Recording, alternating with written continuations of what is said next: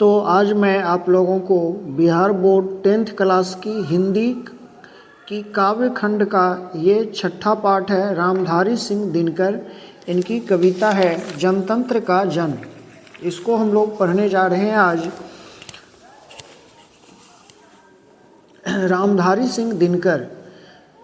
राष्ट्रकवि रामधारी सिंह दिनकर का जन्म 23 सितंबर 1908 ईस्वी में सिमरिया बेगूसराय बिहार में हुआ और निधन 24 अप्रैल 1974 ईस्वी में। राष्ट्रकवि रामधारी सिंह जो है ये राष्ट्रकवि कहलाते हैं। अगर पूछा जाए क्वेश्चन, निम्न में से कौन राष्ट्रकवि कहलाते हैं या राष्ट्रकवि है, तो रामधारी सिंह दिनकर हैं। इनका जन्म कब हुआ था? 23 सितंबर 1908 ईस्वी में सिमरिया बेगूसराय बिहार में, जो बेगूसराय में ही है, बिहार में भी है। बेगूसराय जिला में सिमरिया, वहीं पे हुआ था रामधारी सिंह दिनकर का जन्म। और निधन कब हुआ था? 24 अप्रैल 1974 ईस्वी में। आपको याद रखना है, 23 सितंबर 1908 ईस्वी में जन्म हुआ और 24 अप्रैल 1974 ईस्वी में निधन हुआ। रामधारी सिंह दिनकर के माता का क्या नाम था? मनरूप देवी, और पिता का नाम रवि सिंह। रामधारी सिंह दिनकर के माता का नाम मनरूप देवी और पिता का नाम रवि सिंह। इनकी रामधारी सिंह दिनकर की प्रारंभिक शिक्षा गांव से और उसके आसपास हुई। 1928 ईस्वी में उन्होंने मोकामा घाट से रेलवे हाई स्कूल में मैट्रिक और 1932 ईस्वी में पटना कॉलेज से इतिहास में BA ऑनर्स किया। वे HE स्कूल करबीघा में प्रधानाध्यापक, जनसंपर्क विभाग में सब रजिस्ट्रार और सब डायरेक्टर, बिहार विश्वविद्यालय में हिंदी के प्रोफेसर एवं भागलपुर विश्वविद्यालय में उप कुलपति के पद पर रहे। तो आपको इसमें से उतना याद नहीं रखना है, जो इम्पोर्टेंट है उसको हम हेडलाइन भी किए हैं और आपको उतना ही याद करना है, उतना ही पढ़ाएंगे।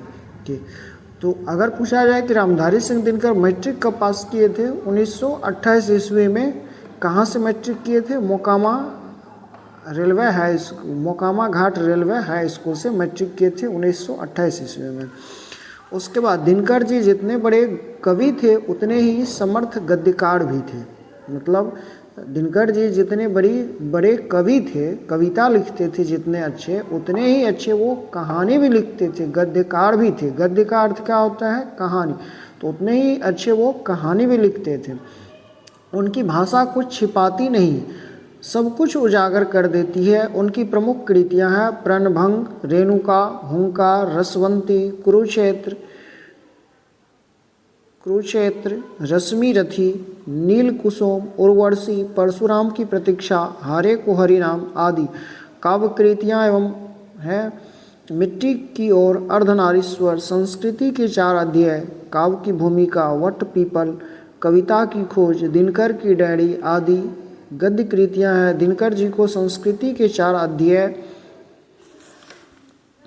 पर साहित्य अकादमी एवं उर्वशी पर ज्ञानपीठ पुरस्कार प्राप्त हुआ।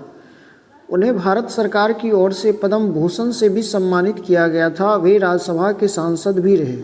आपको इनमें से याद क्या क्या करना है? देखिए, आप उनकी जो रचना है, कुछ प्रमुख रचना, उसको याद करना है। जैसे प्रमुख रचना है आपका हुंकार, रसवंती, कुरुक्षेत्र, रश्मि रथी, उर्वशी, परशुराम की प्रतीक्षा, अर्धनारीश्वर, संस्कृति के 4 अध्याय। इतना आपको उनकी रचना याद करना है। देखिए, हम टिक इसमें हेडलाइन किए हुए हैं। उनकी जो रचना प्रमुख है, हुंकार, रसवंती, कुरुक्षेत्र, रश्मि रथी, उर्वशी, परशुराम की प्रतीक्षा, हारे को हरिनाम आदि इनकी रचना है। अर्धनारीश्वर, संस्कृति के 4 अध्याय। और संस्कृति के 4 अध्याय जो दिनकर की रचना है, संस्कृति के 4 अध्याय पर कौन सा पुरस्कार मिला था दिनकर जी को? साहित्य अकादमी पुरस्कार मिला था। जो संस्कृति की 4 अध्याय इनकी रचना है, उस पे जो है साहित्य अकादमी पुरस्कार मिला था। और कौन पुरस्कार मिला? उर्वशी, उनकी जो रचना उर्वशी है उस पे ज्ञानपीठ पुरस्कार मिला। याद रखना है। संस्कृति के 4 अध्याय पर साहित्य अकादमी पुरस्कार मिला और उर्वशी पर ज्ञानपीठ पुरस्कार मिला। अगर पूछा जाए उर्वशी किसकी रचना है, रामधारी सिंह दिनकर की। रामधारी सिंह दिनकर को किस रचना पे ज्ञानपीठ पुरस्कार मिला, उर्वशी पर। उन्हें भारत सरकार की ओर से पद्म विभूषण से भी सम्मानित किया गया। रामधारी सिंह दिनकर को कितना पुरस्कार मिला, साहित्य अकादमी पुरस्कार, ज्ञानपीठ पुरस्कार और पद्म विभूषण पुरस्कार मिला। दिनकर जी उत्तर छायावाद के प्रमुख कवि हैं। कि एक छायावाद कवि होता है, जो पिछले पाठ में मैंने आपको बताया था, छायावाद कवि, और छायावाद के ही तरह होता है। छायावाद के बाद का जो कवि होता है वो उत्तर छायावाद, जो रामधारी सिंह दिनकर उत्तर छायावादी कवि थे। उसके बाद आपको इसमें जो इम्पोर्टेंट है तय प्रबंध काव्य के क्षेत्र में छायावाद के बाद के कवियों में उनकी उपलब्धियां सबसे अधिक और उत्कृष्ट है। कविता का नाम है जनतंत्र का जन। जनतंत्र का जन, जन मतलब जनता, तंत्र मतलब नियम शासन, उनका जन। जब जनता का नियम बनने वाला था, उसका तंत्र बनने वाला था, तब जो है ये कविता रामधारी सिंह दिनकर ने लिखे हैं, जनतंत्र का जन। क्या कवि कहते हैं कि जन सदियों की ठंडी बुझी राख सुगबुगा उठी, मिट्टी सोने का ताज पहन इठलाती है, दो राह समय के रथ का घर घर नाद सुनो, सिंहासन खाली करो कि जनता आती है। कवि कहते हैं कि सदियों की ठंडी बुझी राख सुगबुगा उठी। सदियों, सदियों मतलब 100 वर्षों से या कई वर्षों से। एक सदी मतलब 100 वर्ष। सदियों मतलब क्या हो गया, कई सौ वर्षों से। कई सौ वर्षों से जो ठंडी बुझी राख है, ठंडी बुझी राख किसको कहा है कवि ने, ठंडी बुझी हुई राख ये जनता को कहा है। कि जो भारत की जनता था वो राख के समान हो गया था सदियों से। जिस तरह से राख, जो अगर आग जल करके जब राख हो जाता है तो उसमें कोई क्या कहते उष्मा नहीं होती है, उससे कुछ हो नहीं सकती है। अगर उस राख में थोड़ा सा भी अगर आग बच जाए और उस पर आप कुछ ज्वलनशील पदार्थ दे दीजिए तो वो राख क्या करता है, कितना ही वस्तु को वो, कितना ही घरों को वो जला सकता है। तो कवि कहते हैं कि जो जनता है वह ठंडी बुझी हुई राख के जो समान बन गई थी वह अब सुगबुगा उठी है, अर्थात जनता जो है वह अब जागरूक हो गया है। मिट्टी सोने का ताज पहन इठलाती है। मिट्टी किसको कहा है, जनता को। कि कभी जो जनता मिट्टी के समान थी वह अब सोने की ताज पहन इठलाती है। ताज मतलब मुकुट, सोने की मुकुट को पहन ली है, पहन इठलाती है।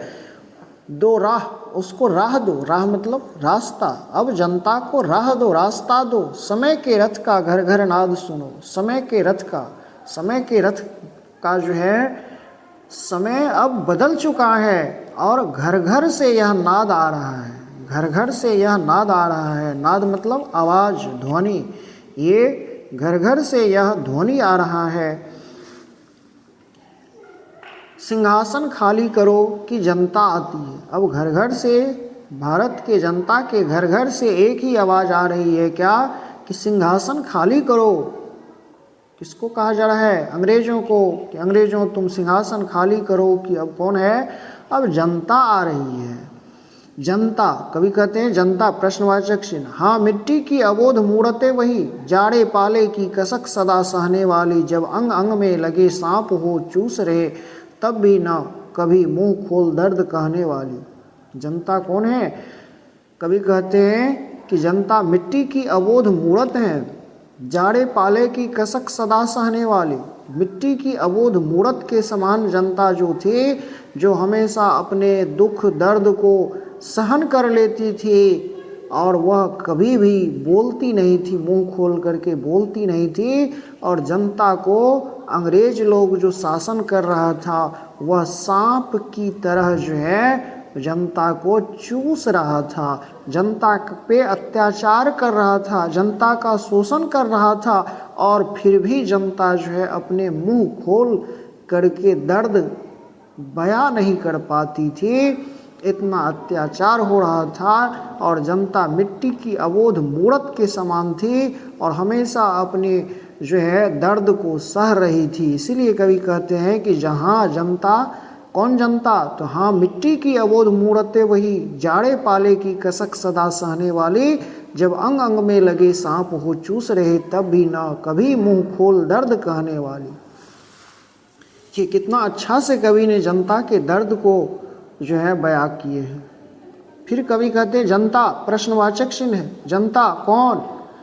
हाँ लंबी बड़ी जीभ की वही कसम, जनता सचमुच ही बड़ी वेदना सहती है। सो ठीक, मगर आखिर इस पर जनमत क्या है प्रश्न गूढ़, जनता इस पर क्या कहती है। कवि फिर कहते हैं जनता कौन? हाँ लंबी बड़ी जीभ की वही कसम। कवि अपने आप को कह रहे हैं कि लंबी बड़ी जीभ। लंबी बड़ी जीभ किसको कहा जाता है?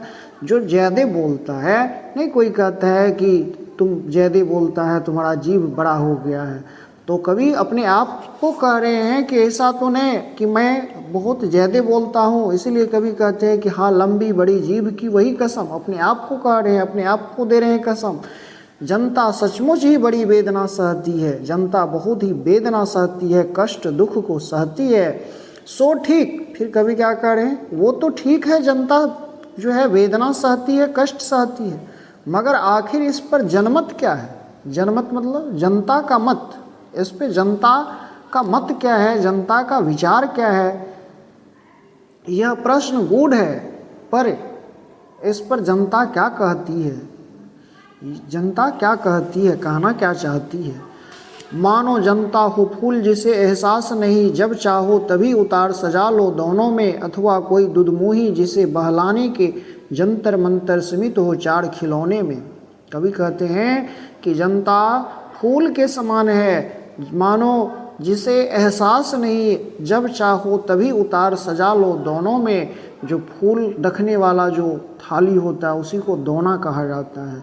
तो कवि कहते हैं कि जनता को जो अंग्रेज लोग था वो क्या समझ लिया था? फूल समझ लिया था। जैसे फूल को एहसास नहीं होता है, जब व्यक्ति को ज़रूरत होता है उस फूल को जो है तोड़ करके और थाली में सजा लेता है किसी के आरती के लिए, किसी को चढ़ाने के लिए, तो फूल को एहसास नहीं होता है। उसी तरह से यह जनता है। जनता को अंग्रेज ने मान लिया था, उसका कितना भी शोषण कर ले, कितना अत्याचार कर ले, लेकिन जो है जनता कुछ कह नहीं पाती थी। अथवा जनता कोई दुधमुही जिसे बहलाने के जंतर मंतर सीमित हो चार खिलौने में।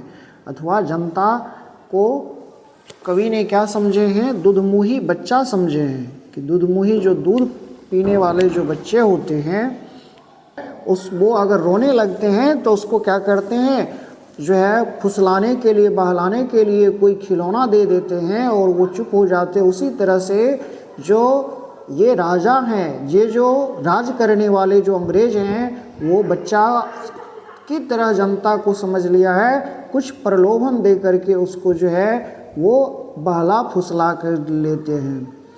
कभी कहते लेकिन होता भूडोल बवंडर उठते हैं, जनता जब कोपाकुल हो भ्रिकुटी चढ़ाती है, दो राह समय के रथ का घर घर नाद सुनो, सिंहासन खाली करो कि जनता आती है।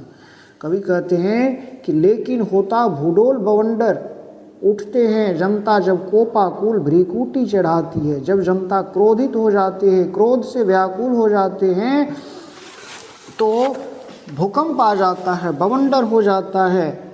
और दो राह, इसको राह दो, रास्ता दो, समय के रथ का घर घर नाद सुनो। समय के रथ का अब समय वो नहीं रहा, अब वो समय बदल गया है और घर घर से यह आवाज़ आ रही है, नाद आ रही है कि सिंहासन खाली करो, जनता आती है।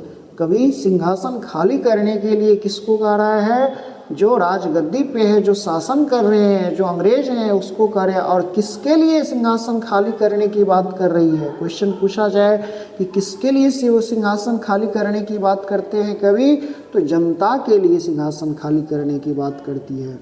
आगे कवि कहते हैं हुंकारों से महलों की नींव उखड़ जाती है, सांसों के बल से ताज हवा में उड़ता है, जनता की रोके राह समय में ताऊ कहाँ, वह जिधर चाहती काल उधर ही मुड़ता है।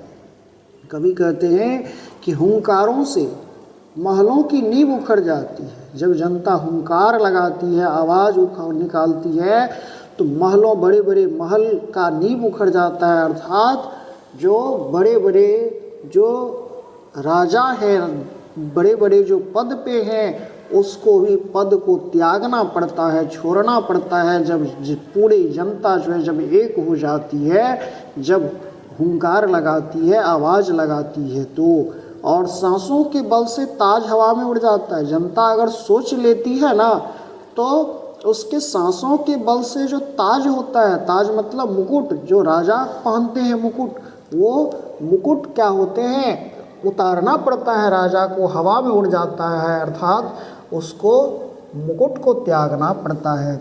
जनता की रोके राह समय में तव कहाँ, वह जिधर चाहती काल उधर ही मुड़ता। और जनता के राह को, जनता के रास्ता को कोई रोक नहीं सकता है। जनता में इतना पावर है, इतना शक्ति है कि जनता के राह को, रास्ता को कोई रोक नहीं सकता है। और जनता जिधर चाहती है, जो चाहती है, समय भी उधर ही मुड़ता है। अवधों शताब्दियों सहस्त्राब्द का अंधकार, अवधों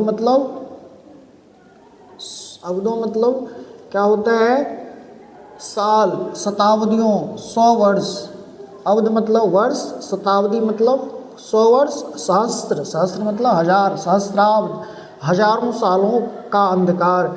कवि कहते हैं जो वर्षों, 100 वर्षों और 1000 वर्षों का जो अंधकार था बीता, वह अंधकार बीत गया।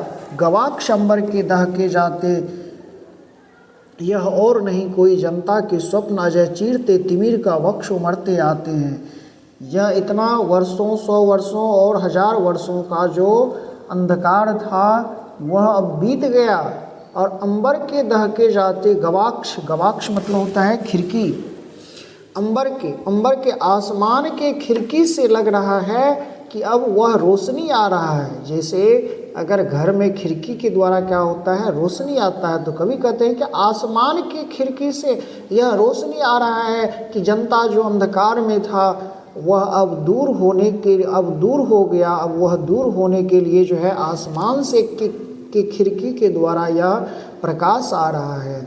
यह और नहीं कोई जनता के स्वप्न अजय है, और यह जो है प्रकाश कोई और नहीं, ये जनता का स्वप्न है जो अजय है, वो इसकी हमेशा जीत होगी, यह कभी हारने वाले नहीं है। चीरते तिमिर का वक्ष उमड़ते आते हैं। और यह जो गवाक्ष के अंबर के गवाक्ष से जो प्रकाश आती है, जो रोशनी आती है, वह तिमिर के को चीरते हुए आते हैं, वो चीरते फाड़ते हुए। अर्थात जनता की जो अंधकार था, इतना दिन से जो जनता अंधकार में था, जनता का जो शोषण हो रहा था, वह अब समय बीत चुका है। कवि कहते सबसे विराट जनतंत्र जगत का आ पहुँचा। यह सबसे विराट जनतंत्र जगत का, जगत मतलब संसार, इस संसार का, पूरे विश्व का सबसे बड़ा जनतंत्र कहाँ, भारत में आ पहुँचा। 33 कोटि हित सिंहासन तैयार करो, अभिषेक आज राजा का नहीं प्रजा का है। 33 कोटि जनता के सिर पर मुकुट धरो। कवि कहते हैं कि 33 कोटि मतलब करोड़, 33 करोड़ सिंहासन तैयार करो। कितने सिंहासन तैयार करो? 33 करोड़ सिंहासन तैयारी करो। क्योंकि उस समय भारत की जो जनसंख्या कितनी थी? 33 करोड़ थी। और अभिषेक किसका होगा? आज राजा का नहीं होगा, किसका होगा? प्रजा का होगा। जो अभिषेक होता है, जो टीका लगाया जाता है, जब कोई किसी को बड़ा पद मिलता है, पद दिया जाता है, सम्मानित किया जाता है, तो उसको टीका लगा करके, अभिषेक करके जो है उसको सम्मानित किया जाता है। तो इसीलिए कभी कहते हैं कि अभिषेक आज राजा का नहीं होगा, किसका होगा? प्रजा का होगा।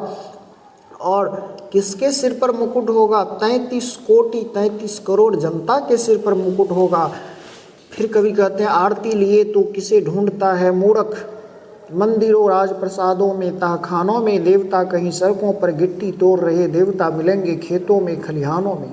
कवि कहते हैं कि आरती लिए तू किसे ढूंढता है मूर्ख, मंदिरों में मस्जिदों में जनता कहाँ देवता कहाँ मिलेंगे? देवता तो सड़कों पर गिट्टी तोड़ रहे, देवता मिलेंगे खेतों में खलिहानों में। कवि कहते हैं असली देवता कौन है? असली देवता जो सड़कों पर मजदूरी करते हैं, जो खेतों में किसानी करते हैं, खेती करते हैं। असली देवता तो वो है जिससे पूरे देश का पेट भरता है, सबको अन्न मिलता है। देवता तो वो है जो खेतों में खलिहानों में काम करते हैं।